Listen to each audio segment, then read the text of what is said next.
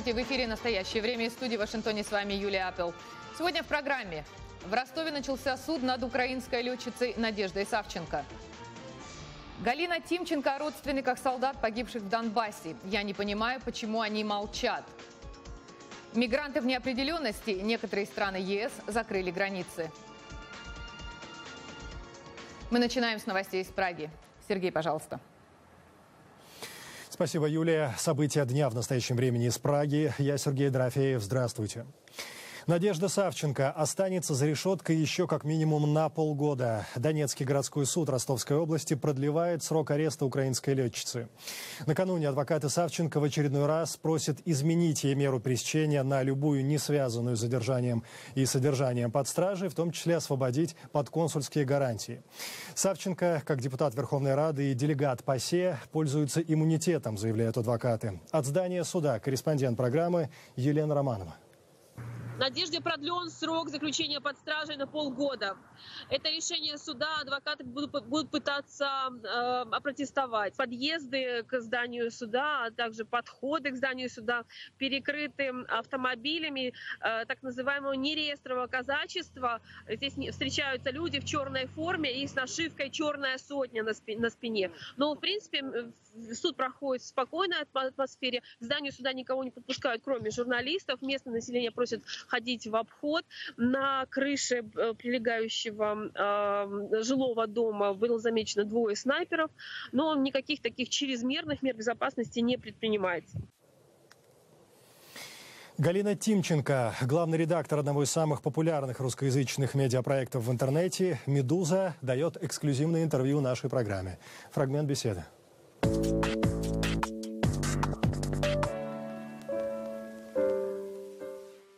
Но сейчас людей вот очень успешно отвлекают войной. Сначала это была война с праворадикалами, скажем так, на Украине, а потом наступило вот это расширенное военное присутствие России в Сирии. То есть, в принципе, люди гораздо больше увлечены вот этими внешними врагами, чем тем, что происходит у них на заднем дворе. Понимаете, в чем дело?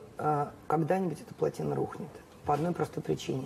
Как только откуда-нибудь казалось бы, что советский режим невозможно победить, да? Как только, к сожалению, появятся погибшие,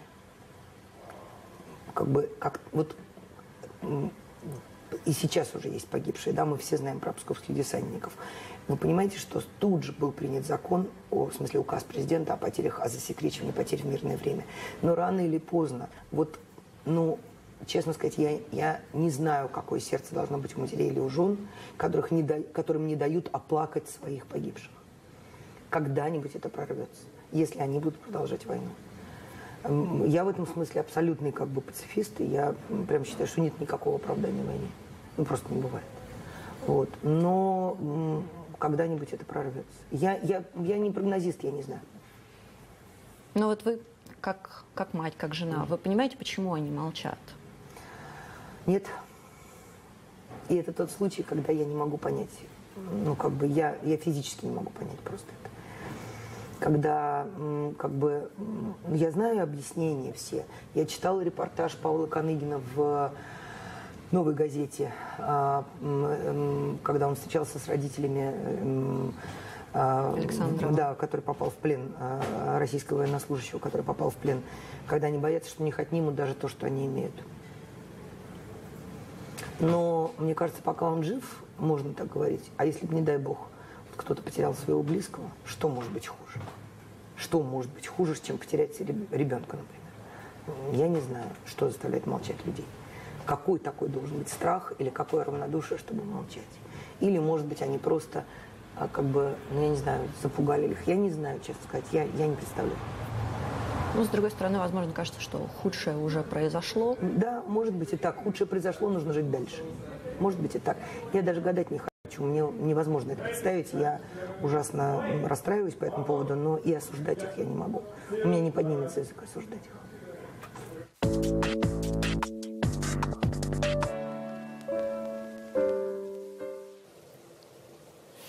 Двойной забор, усиленные воинскими частями наряды пограничников, угроза получить до 3 лет тюрьмы за порчу заграждений и нелегальное пересечение границы. В Венгрии вступило в силу новое миграционное законодательство. Еще более суровое наказание вводится для тех, кто зарабатывает на беженцах, устраивает нелегальную переправку мигрантов. И это не все. Власти Венгрии в 2 южных регионах страны вводят чрезвычайное положение. Полиция сообщает, только за день на границе Сербии задерживают 9380 мигрантов. Теперь легально попасть в Венгрию можно только через специальные пункты, на которых беженцев сразу регистрируют. И о маршруте следования мигрантов. После того, как беженцы попадают в Турцию, их основной путь проходит через Сербию, затем, минуя Венгрию или балканские страны, в Германию.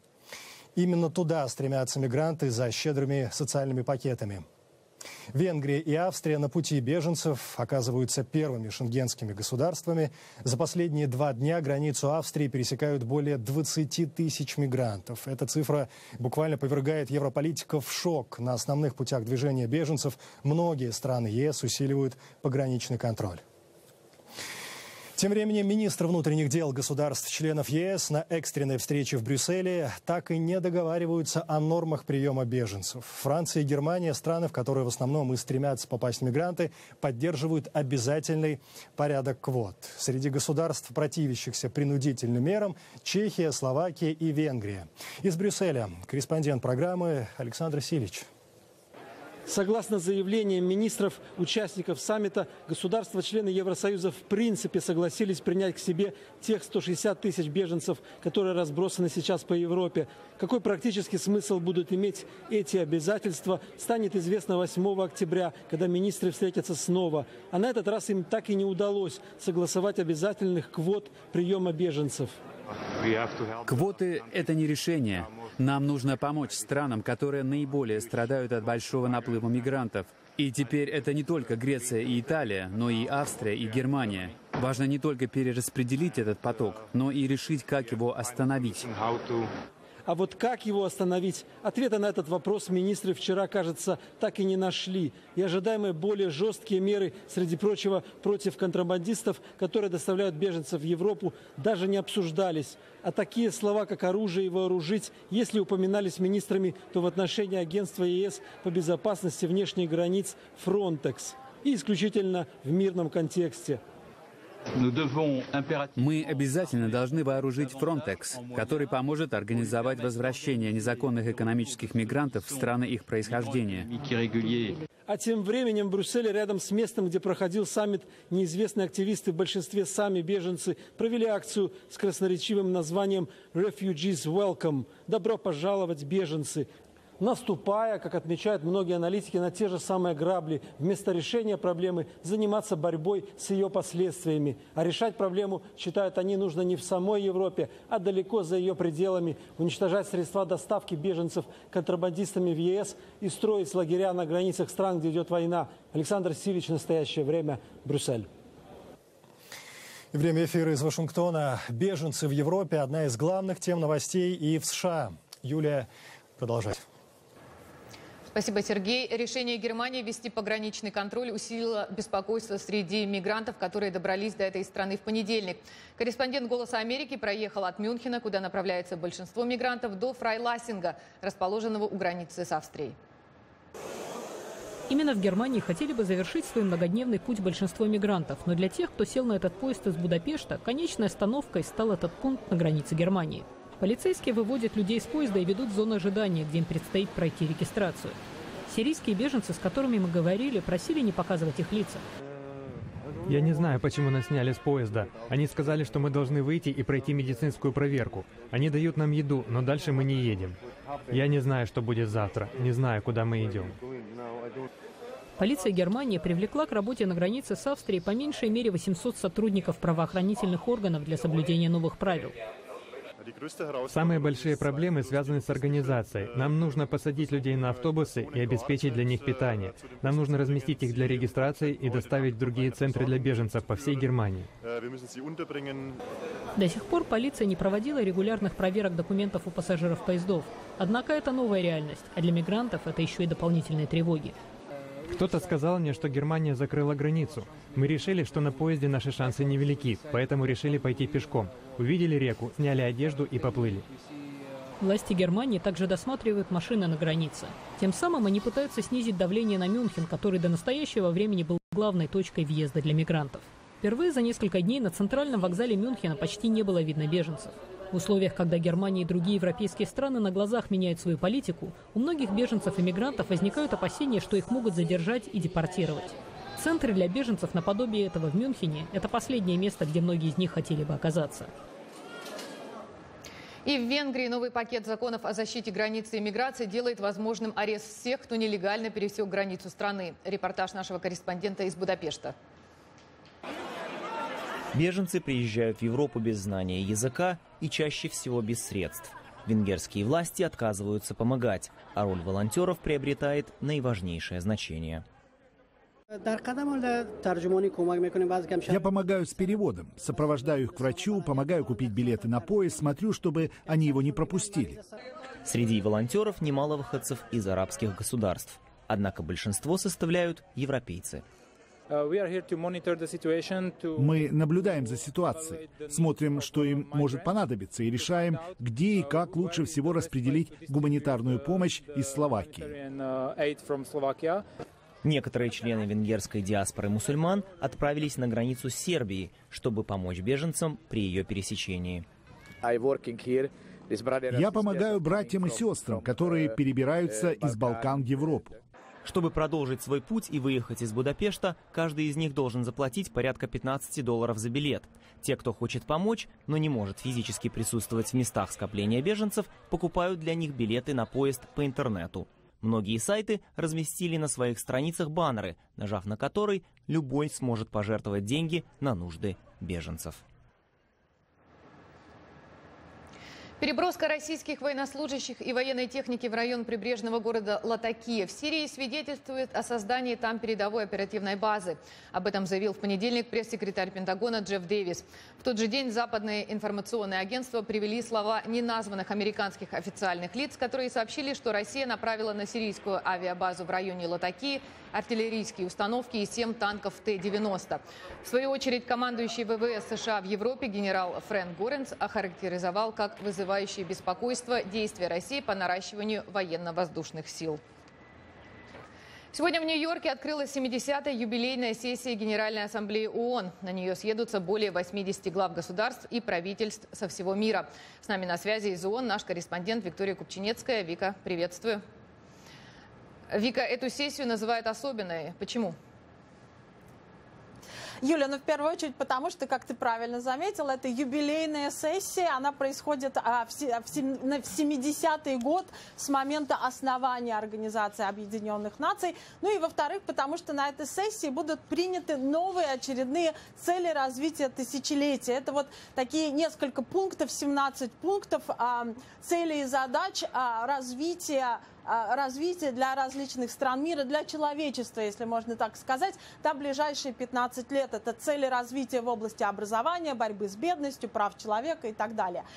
Сегодня началась такая рабочий подготовительный этап этой сессии. Главные мероприятия начнутся 25 сентября, когда пройдет саммит по устойчивому развитию, на котором выступит Папа Римский, который специально приедет в Нью-Йорк для этого. Ну и общие дебаты начнутся 28 сентября, и на них уже выступят представители практически всех стран-членов ООН.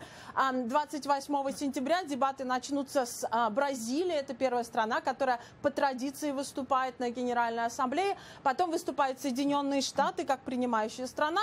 И вот в этой очереди Россия будет занимать 6-е место. Она выступит 6-й в первый день этой Генеральной Ассамблеи. Я побеседовала с главой русской службы радио ООН Еленой Вапничной и спросила у нее, какие же проблемы, задачи, вот какие моменты будут в основном обсуждаться на этой юбилейной сессии Генеральной Ассамблеи. И вот что она мне сказала. Безусловно, будут ведущие темы. Я могу предположить, что это угрозы терроризма и экстремизма в связи с ИГИЛ. Я уверена, что будет тема мигрантов подниматься. Кстати, будет специальное заседание Совета Безопасности, видимо, на эту тему. Я надеюсь, что пойдет речь о кризисе в Украине и, безусловно, климат. Потому что в декабре будет саммит в Париже, где мы должны принять глобальное соглашение по климату. Вика, в ассамблее будет участвовать и президент России Владимир Путин. А вот что говорят о его визите? Ну, с точки зрения, Юлия, с точки зрения ООНовского протокола, его визит в Нью-Йорк является вполне закономерным, потому что это юбилейная сессия. Но вообще президент Путин, конечно, не был в Нью-Йорке 10 лет. Он сюда приезжал последний раз в 2005 году и до этого 3 раза выступал на сессиях Генеральной Ассамблеи. Его официальное выступление, как я сказала, состоится в первый день общих дебатов.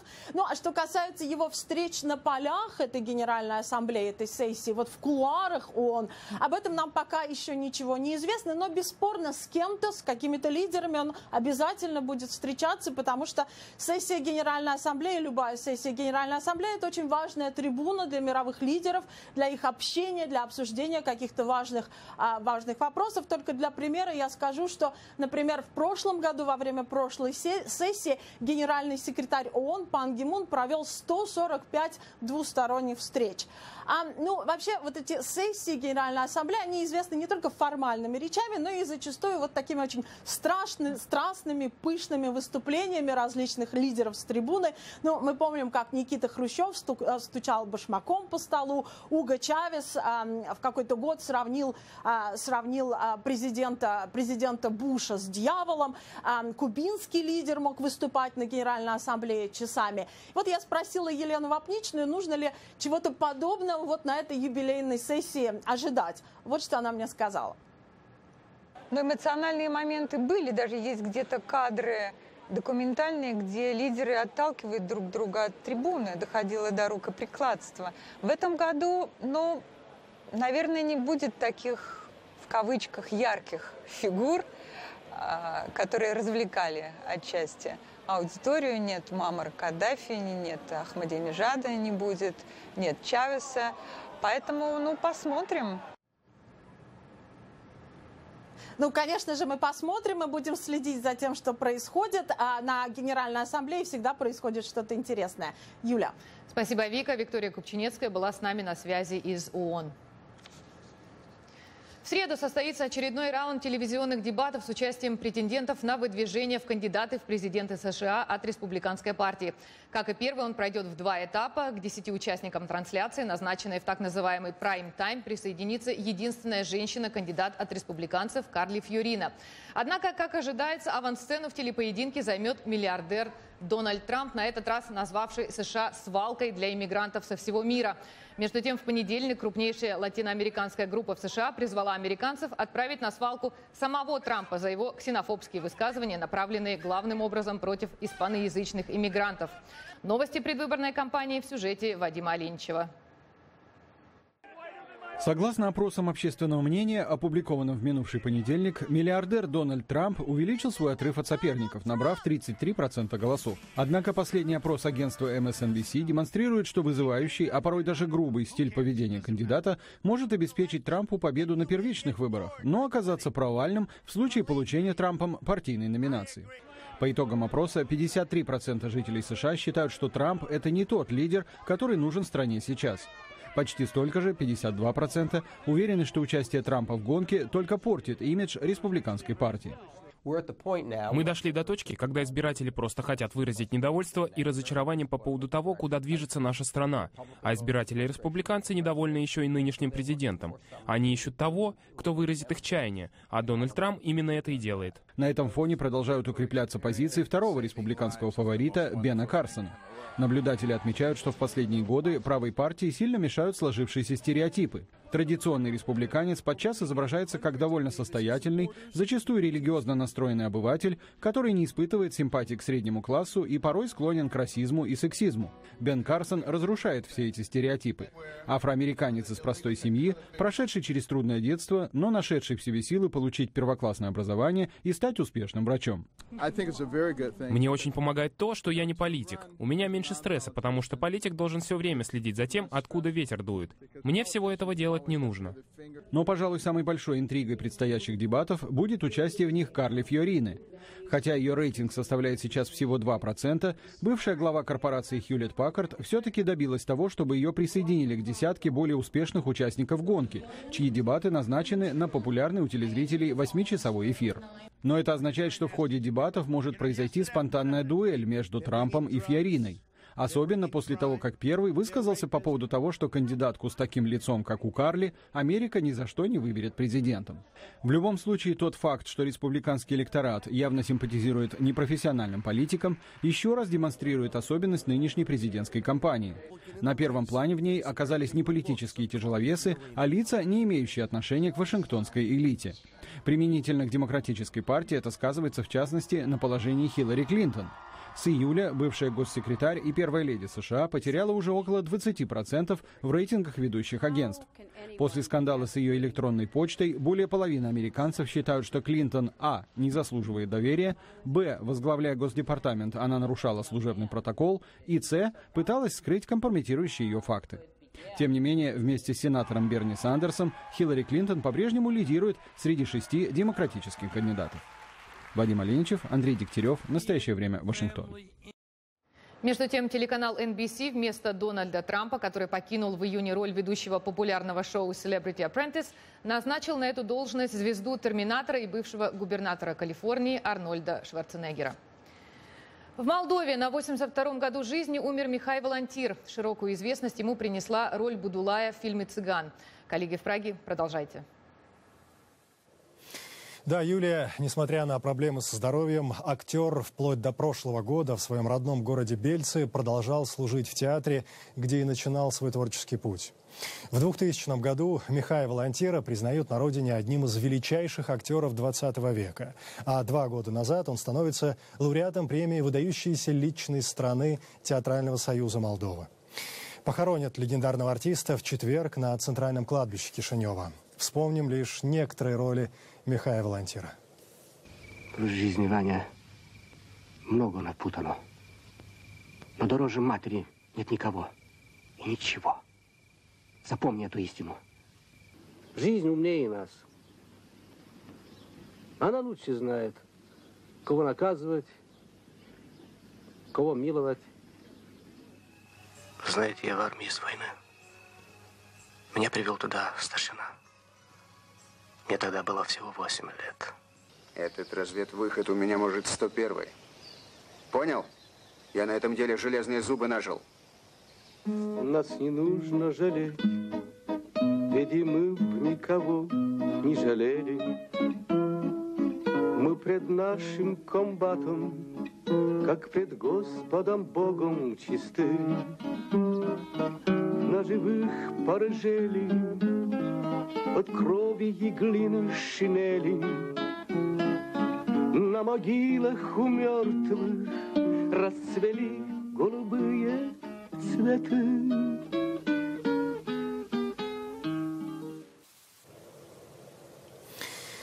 Иудейский новый 5776 год в небольшом украинском городе. В Умане 30 тысяч паломников со всего мира встретили Рош ха-Шана. На протяжении многих лет верующие хасиды со всего мира съезжаются в Умань, где находится могила почитаемого среди них праведника Раби Нахмана. Ежегодное паломничество приносит местным жителям заработок на месяцы вперед, но почти никогда не обходится без конфликтов. Чем недовольны приезжающие, а чем недовольны принимающие? Из Умани Григорий Пырлок. Израильтянин Баров Ихман ездит сюда 12 лет подряд. Говорит, копит на поездку в Умань весь предыдущий год. Украинское гостеприимство не всем по карману. В комнате 6, 7, 10 человек живет. Берут человека по 100, по 200 долларов за одну койку, понимаете? Очень дорого, да. Валерий пенсионер, знает иврит, гостям предлагает экскурсии по родному городу. Многих паломников называет друзьями, но не скрывает двойственного отношения к ежегодному визиту хасидов. Бросают мусор, но это хоть и службы не успевают убирать этот мусор. Идет, бросил эту бумажку или что, или стаканчик. Василий работает электриком, говорит, на Рош ха-Шана нагрузка на сети вырастает в разы. Им же нельзя ни свет включить, со вчерашнего дня всюду свет горит. Палаточный городок хасидов на улице Челюскинцев обнесен забором. 5 сентября группа уманцев снесла часть ограждения. Демонтажники объясняли, владельцы лагеря перекрыли дорогу к водоему. Теперь в горсовете рапортуют, конфликт исчерпан, а забор временно восстановлен. Чтобы не возникло новых стычек, Умань в эти дни патрулирует около 400 милиционеров. Некоторые знают простейшие фразы на иврите. Пройдите вниз до синагоги. На помощь украинским правоохранителям прибыли 15 израильских полицейских. Все знают русский язык, все родились в бывшем Советском Союзе, все работники спецподразделения полиции, я сам в прошлом практически все отслужили в боевых частях. В квартале вокруг могилы Ребе Нахмана много частных охранников. Владимир дежурит возле палатки синагоги. Говорит, работать согласился бесплатно. Мало таких местов есть на Украине, где можно увидеть людей со всего мира. Америка, Австралия, Израиль. На следующий год их еще больше приезжают с сознанием того, что в Умане порядок есть, был и будет. Вице-мэр Умани Людмила Кирилюк называет статистику. В этом году паломников почти на 10 тысяч больше, чем в 2014-м. Боевые действия на востоке Украины верующих не испугали. На прошлой неделе местная еврейская община пожертвовала $13 тысяч на нужды военных. Григорий Пырлик, Максим Мовчан. Специально для программы «Настоящее время». Умань, Киев. И теперь в Грузию. Спустя 3 месяца после наводнения Тбилисский зоопарк вновь открыл двери для посетителей. Впрочем, животных, выживших после удара стихии, там осталось немного. Подробнее Зураб Двали.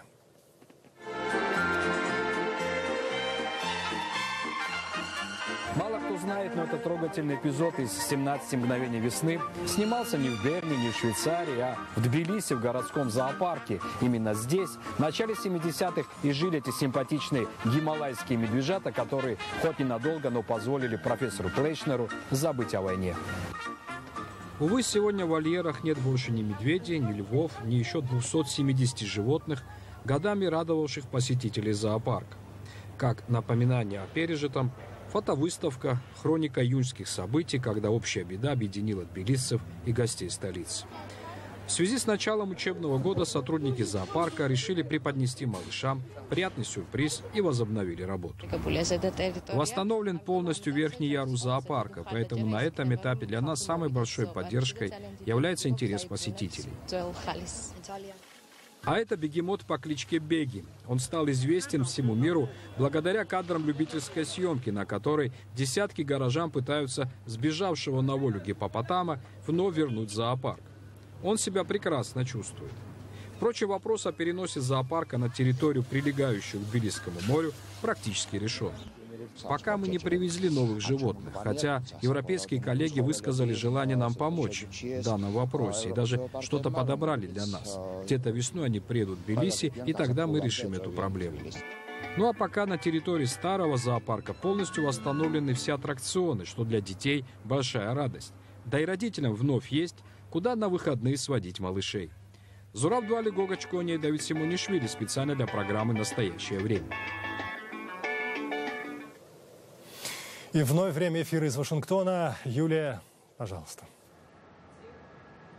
Спасибо, Сергей. Зоопарк калифорнийского города Окленд организовал онлайн-аукцион, на котором продаются картины, нарисованные его обитателями. На интернет-аукционе eBay выставлены 32 работы четвероногих художников, слона, лемуров и даже ящериц. Художников поощряли лакомствами. Ценители искусства уже начали делать ставки. Минимальная ставка составляет $200. Аукцион завершится 20 сентября. Вырученные средства планируется направить на помощь диким животным. Год назад зоопарк провел похожий аукцион. Он продал 12 картин и сумел собрать почти $10 тысяч. И в заключение перенесемся в 16 век. Мы можем это сделать благодаря фестивалю «Ренессанс», который проходит в штате Мэриленд уже 37 лет. На дворе 1525 год, и в английском городке Ревел-Гроув, который посещает Генрих VIII с супругой Екатериной Арагонской и свитой, царит суета. Придворные заняты интригами, развлечениями, ремесленники попытками заработать, а простой люд собрался поглазеть на особ голубых кровей и мастеров за работой. Здесь можно послушать игру на клавесине, приобрести всего за $20 драконьи яйца и узнать о своем будущем у гадалки. На этом наша передача подошла к концу. Спасибо, что были с нами. Мы благодарим коллег в Праге и прощаемся с вами. До завтра. Сергей. Мы же благодарим коллег в Вашингтоне и всех наших зрителей. Смотрите нас в эфире своих национальных телеканалов. В настоящее время Сергей Дорофеев. Всего доброго. До свидания.